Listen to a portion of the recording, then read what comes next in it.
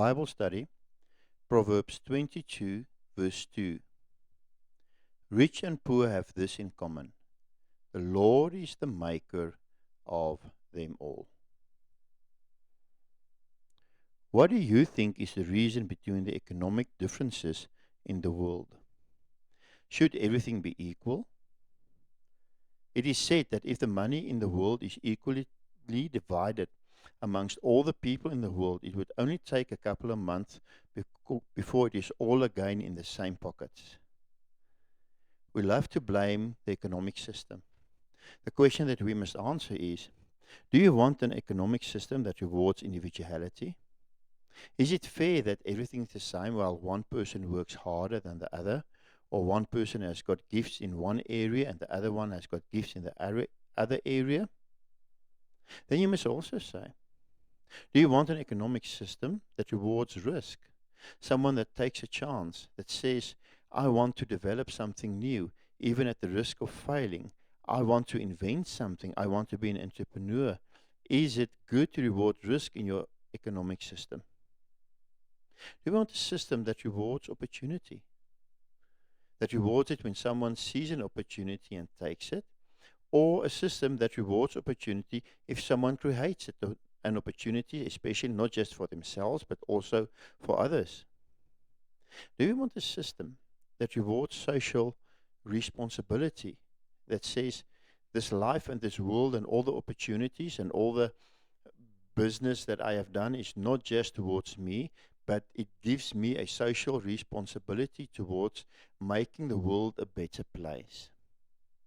The Bible simply states that inequality is a fact of life, without making any judgment thereof.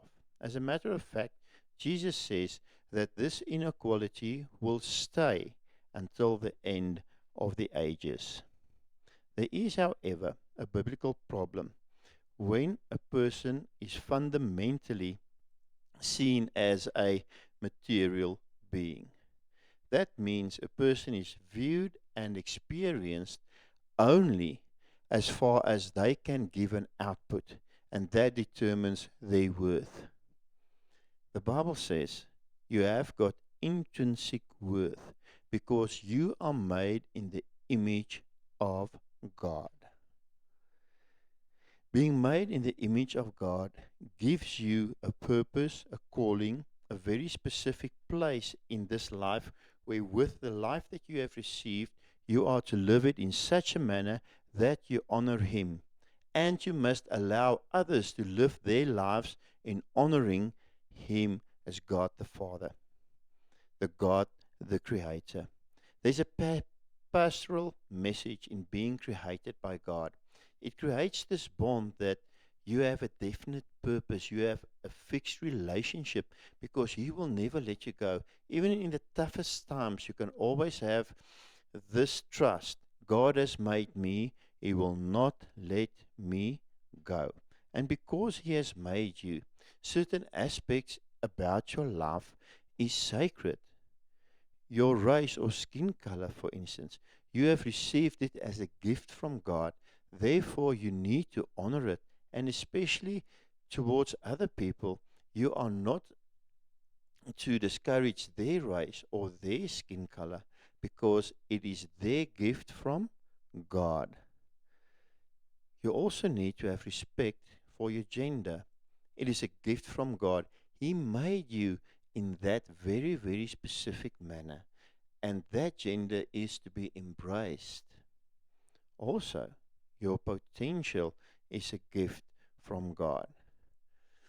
Deuteronomy says that if you swear at a deaf person, then you are dishonoring his maker. We are not to look upon other people and say they are of less worth because they have less potential, or potential that we do not understand. Your race, your gender, your potential, the way in which God created you is sacred. A other person's race, a other person's gender, and the way God created them is sacred, and they are not to be ridiculed, because to ridicule them is to ridicule their maker.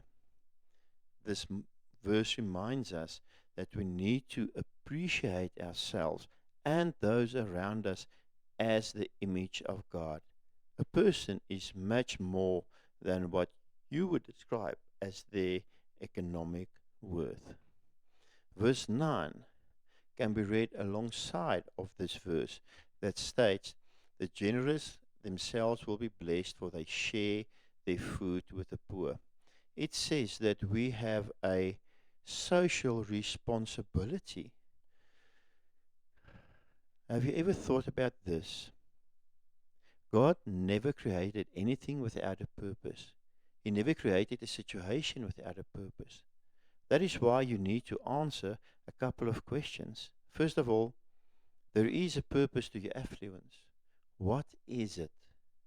Do you really believe that everything in your life works together in such a manner that everything is supposed to flow towards you? Then you can think about the Dead Sea. It's a very good metaphor for the selfish thoughts, because the Dead Sea have fresh living water entering it. But because it's got no exit, it accumulates all the elements within the water, and that elements become toxic, and then nothing can live in the Dead Sea. That is how selfish people are, because just accumulating is not the purpose. The purpose to your affluence lies in the exit and what you do with what you have received through the blessing of God. There is also a purpose to your gifts.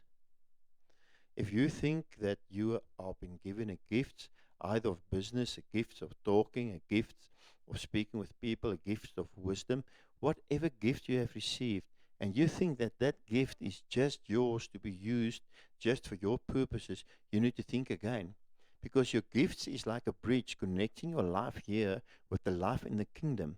And therefore you need to clarify exactly what is the purpose of the gifts that I have given you. And then, what is the purpose in your achievements? A true achievement opens doors. A true achievement does not just open doors uh, towards making a better life for yourself. It also opens doors for other people. So what is the purpose to all your achievements? And the fulfillment of your purposes carries with it the blessing, the favor of God. Remember, when you give, you will always have something else to give again.